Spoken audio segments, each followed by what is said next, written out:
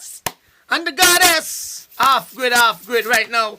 Beautiful vibe. Just finished doing some hard work outside. But you know, gonna get straight to the point as usual. You know, big up Granny Inca from the Ushatamu Nation.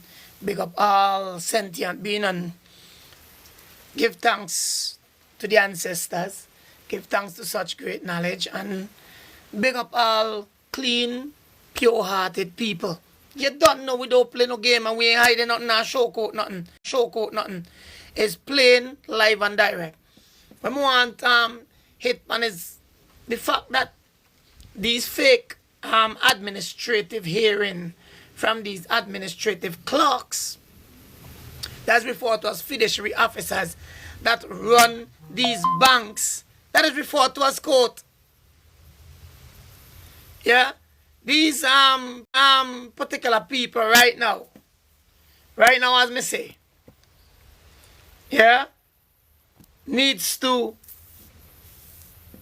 put in the place, and they've been hiding behind. They are just actors, yeah, fiduciary officers, administrative clerks, acting as magistrate and judge.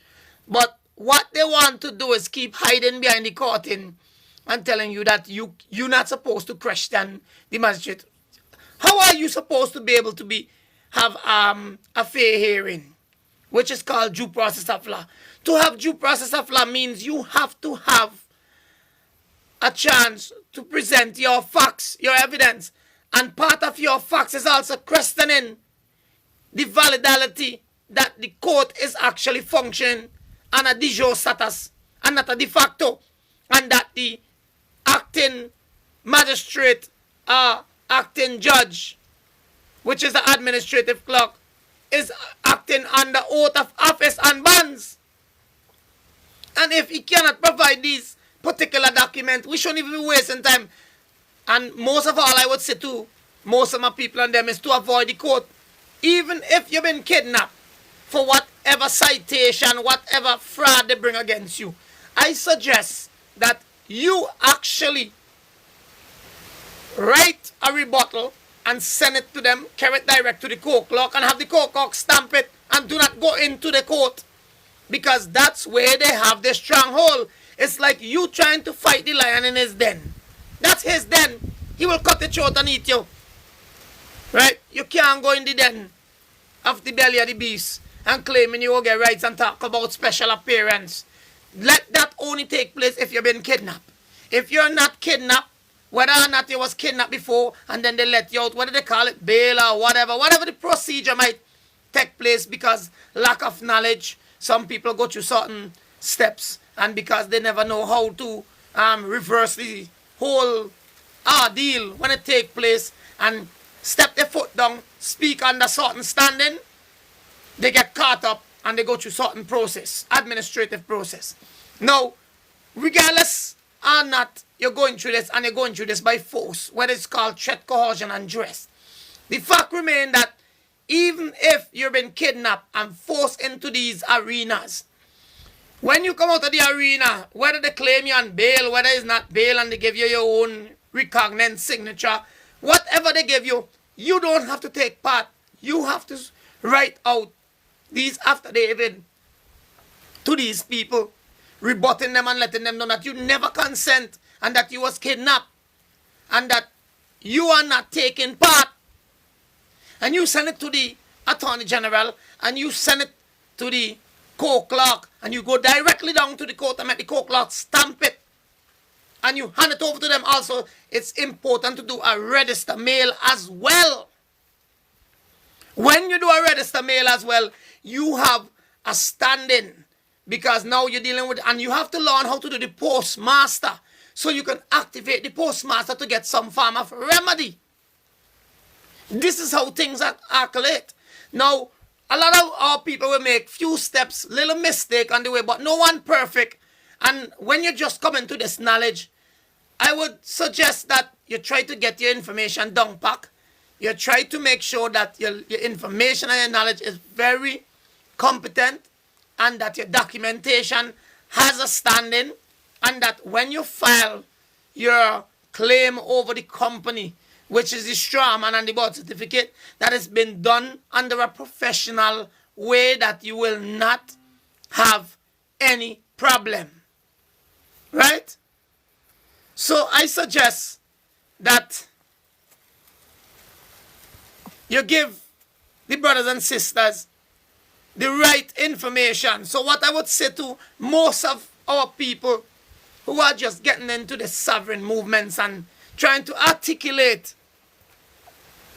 certain things for your best interest, I would suggest that you make sure that your information is compact, because we don't want to have mistakes making.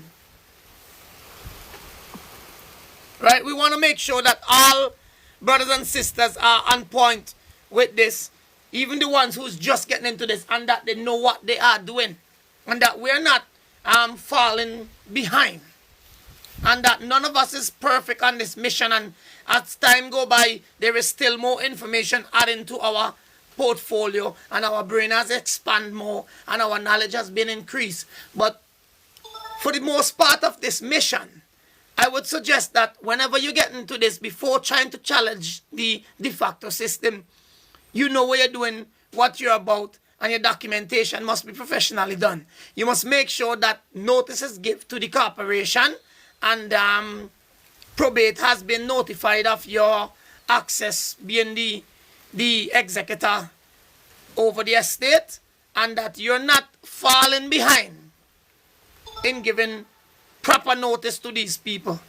Whether they acknowledge the notice or they don't acknowledge the notice, the fact that you give the notice and must be done by register mail, because the register mail also postmaster all documentation that you're doing, so that you could activate the UPU for some form of remedy. And this is what a lot of us make a lot of mistake in. You hear me using the term us, because none of us are perfect, and sometimes we can fall short. So I will look at my brothers and sisters as just another man and another woman just like me, and they just make a simple mistake, but it's there to be corrected. So on this journey, what I would suggest for most of my people is that always question these administrative clerks that call themselves magistrate and judge, and ask them to provide you with a certified copy of your oath of office and your bonds before we can have any form of transaction. Because it's basically a contract they're trying to force you into. And they make it sound like you have to enter a plea. You don't have to enter a plea. And they would try to act as though they're above the land, they're superior, and tell you, no, we're not going into that and we're going into this. No, you have to provide the evidence who you are, if you're legitimately functioning, so I can hold you accountable. Second of all, I want a certified copy of the status of the company you're working, whether you're a de facto or a de jure. And if you're a de facto, you have no standing and case dismissed automatically. Because as a living sentient man or woman who is not part of the corporation, you have no authority to enforce policy or any type of law against me once I have not committed a common law crime, which is injury, harm, or loss. These are the particular manner in way how we're supposed to be structuring our documentation. I know there's many brothers and sisters on social media. You can name it: YouTube, Facebook, Twitter, TikTok, you name it. And they giving information. A lot of information is very important, while some of them is a little bit off, not completely, fully in the straightforward position to help put you on your standing. Right? And in most cases, what I would suggest is that you actually do a documentation prior to your appearance in the court. And your documentation should also state the facts that I just declared. You want the acting court clerk, the acting magistrate or judge, the acting prosecutor, and the acting police who bring these charges in to provide you with a certified copy of the oath of office and the bond. All four actors, you want to do this to you. Because now you can hold them accountable because this piece of documentation. And most of the time if a magistrate don't decide to commit treason against you and use the psychiatric institution and just be in his normal protocol and don't be so evil, and he decide to just let it go in a process, all he's going to do is try to walk off the bench. And when he walk off, he's trying to come back as a priest. So what you have to do is now dismiss the case and claim that the magistrate or the judge abandoned his post. And you have to say it 3 times. And then you dismiss the case with prejudice and leave the court. Because that's the window you have to look for. It's called a window. When the window appear, throw it out. Most of our people make mistake when they get the window going into court. Like various cases I saw here, and I've actually heard about it. I wasn't in the arena at the time, but I heard about when the brother or sister speak confidently of what they was taught because they rehearsed the stuff, they did it good. The magistrate, the acting magistrate, the administrative clerk that acting as a magistrate could not take the fire that was blazing, walk off the bench. But the brother didn't have all his knowledge complete. So instead of dismiss the case and leave the court, he stood up so that magistrate come back as a priest. First, they start off as a judge. Second, they come back as a priest. You got to avoid these people playing these psychological warfare with all you. I tell you straight up, it's a game. And what they do is use force if they figure they've been defeated. Because I, as a chief, defeat court already and a magistrate kidnapped me because she realized that was the end of the road for them, and it's like the whole system was about to crumble. So to avoid the crumbling, you know what they say? They have to kidnap me. So they kidnapped me. I was kidnapped already, so I experienced that. So I'm talking from experience. Shutting down the court. This is one of the attempts that they will do to you. And one of the main kidnap platform they would use is the psychiatric institution. Claim you're not right, even though the Constitution doesn't give them no authority to do it. It goes against that. They'll still do it because they figure the masses are so quiet and so brainwashed. Nobody is going to understand what they're doing and speak against it. Everybody is just going to follow or abide. So because they see the way how they have the people on them under scared, under fear to express the truth or express the rights. People in the submissive ways let the system get away and let these criminals. Because when you hear the word de facto, you know what the meaning of de facto? De facto means a company and a corporation that acting as a government and is not a real government. Therefore, it has no legitimate function, no legitimate jurisdiction, no legitimate authority. Yet, they have the resources, the manpower, and the money to pay these actors, what they call police, to go around and commit fraud, kidnap you if they have to, use threat, coercion, and duress to enforce the policies or the statutes. So to avoid this, one great aspect of thoughts I've been teaching my people over the years is to come together and form an indigenous committee or an indigenous nation and get established as a state, an indigenous state. Do your constitution, do everything, which will be coming from a de jure standpoint and not a de facto.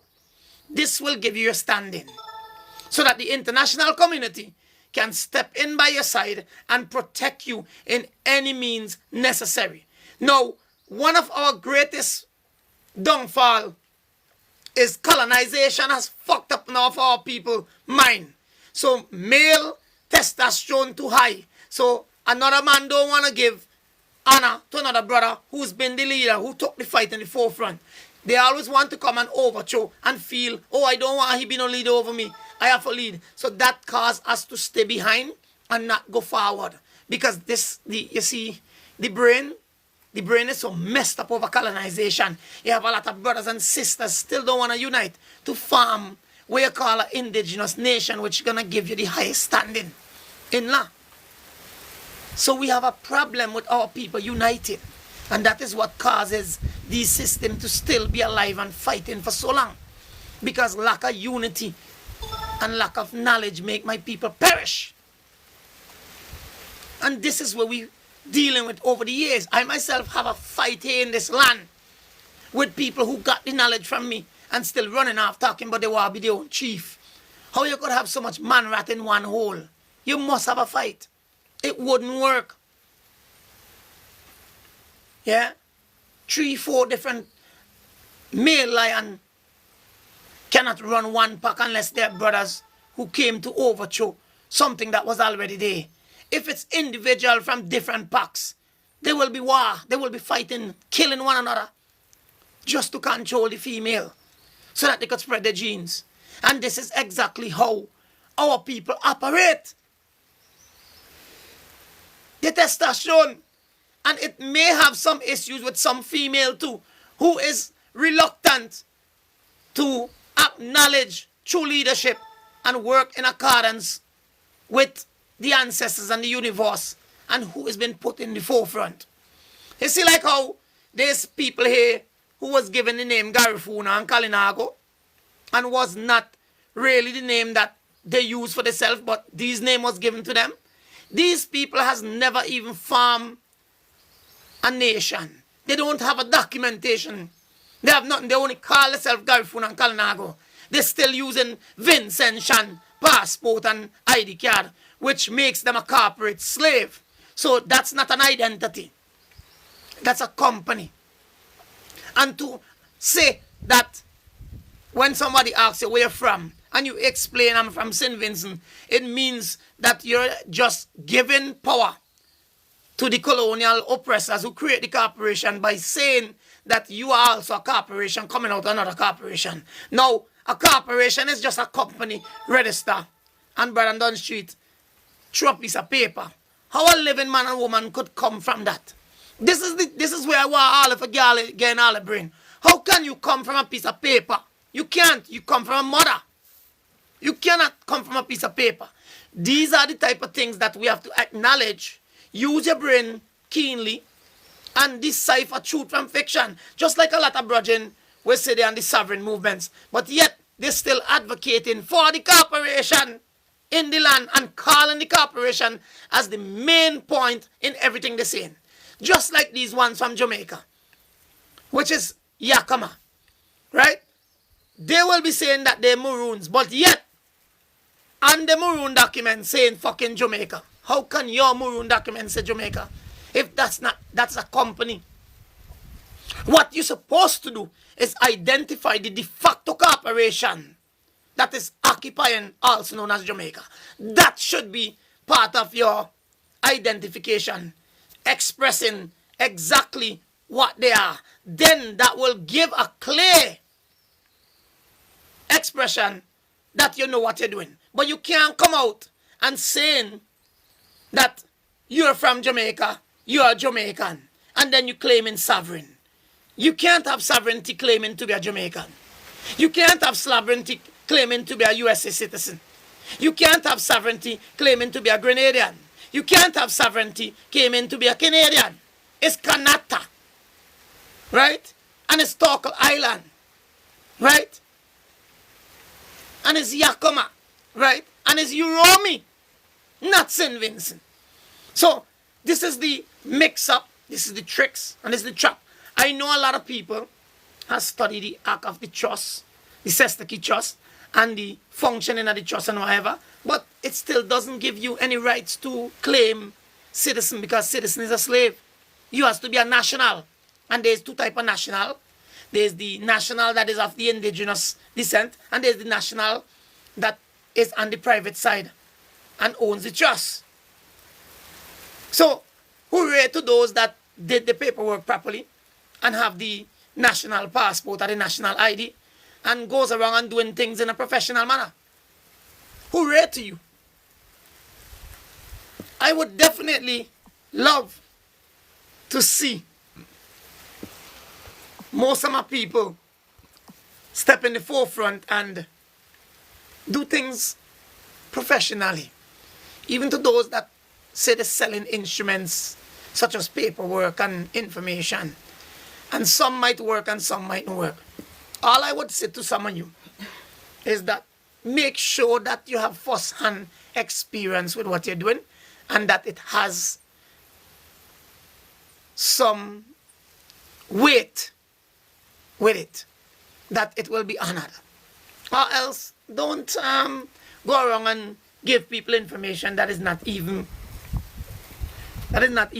legitimate. Believe me. Yeah? Believe me, my people. It's serious time right now. Listen me on the forefront is because now I get fed up with some of the information and the news that I seen and the lies that has been perpetrated from time to time. So I have to speak out.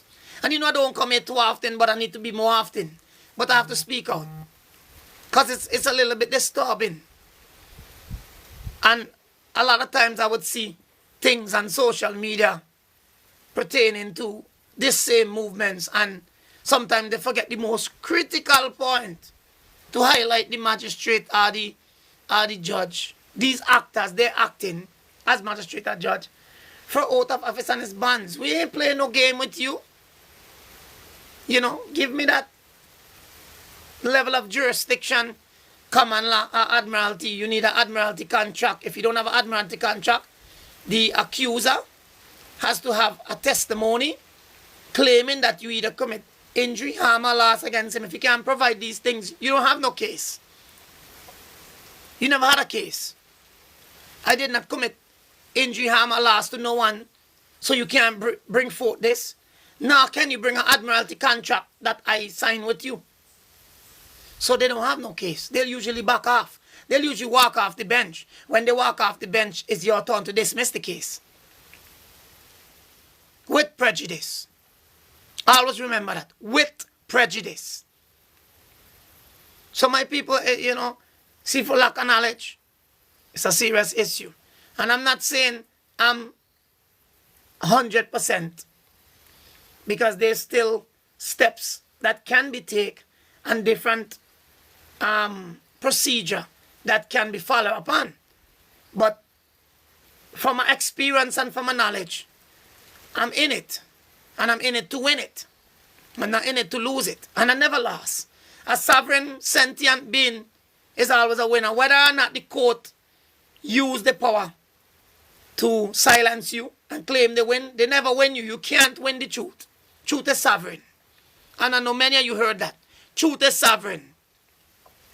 And the last affidavit that stands is the victorious one in the end of the game.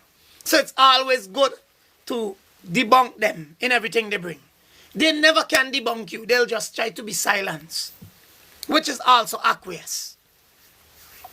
And now that you know, I didn't come here to stay too long. I just come here to just shed some light, blaze a fire, because it's a fire. Because I want you to know that even though these magistrate and judges, which is administrative clerk, trustees managing the trust, better known as fiduciary officers, are trying to silence you and trying to stop you and trying to tell you that you're not to question them. You have to question them.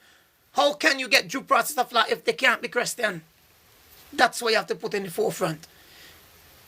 If they're honoring the constitutional oath and if you're going to be held accountable, due process of law. Am I going to have due process of law? This is what you have to state to them. Once you're going to have due process of law, once them answer to that, exercise the right. Ask them for the oath of office, certified copy, and the bonds. And you will see how quick they leave the bench. That's all. You turn the case over. There's no more to do to them. The next great question you can ask them again is provide me with a certified copy of the company you're working for, whether it's de jure or de facto. And that's it. No more beating around the bush. The level of jurisdiction, whether it's admiralty or common law, let that be for the third flash if they try to pull away and you have to use other methods to come out of the situation. Other than that, the first two questions is the most important to throw the case off. and remove them. Because you must question them. They have the burden of proof is on them. They have to prove whether they have legitimate function and they honoring the constitutional oath. So you must have to get a certified copy of the bonds and the oath of office. And that's it. No more talk with these people. Stop talking with them, my people. And put it on right. Put it on written. So you do after David. Write it down. Must declare for me your oath of office and your bonds. Certified copy. You have that written while you're speaking it as well. So it actually has a standing. And make sure you get a notary to notify that document. Notarize that document. So when you walk with it to court, it have a standing. And postmaster it as well. Make sure, if you don't know about the postmaster, learn how to do it. I'll have a class coming up to teach you guys a bit about the postmaster and how certain things should be done. For now, I would just say share this video. Let the message be heard. Love, light, and balance, my people. More power, more energy, and light. Blaze the fire.